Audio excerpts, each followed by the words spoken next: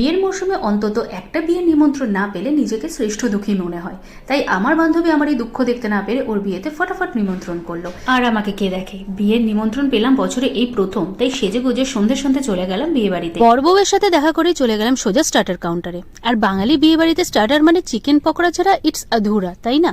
আর chicken pakora মানেই এক plate দু প্লেট না খেলে মনটাও ভরে না। তার সাথে ছিল ফিশ বল, কফিটা খুব একটা আমি প্রায়োরিটি দিই না, ওটা খাইনি।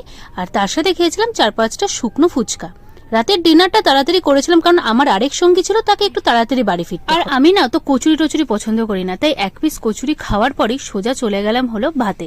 গরম গরম ভাত দিয়ে গেল এবং তার সাথে দিয়ে গেল হলো ভেজ ডাল, আর তার সাথে ঝুরি আলু ভাজা, গন্ধরাজ লেবু তো আছেই তার সাথে।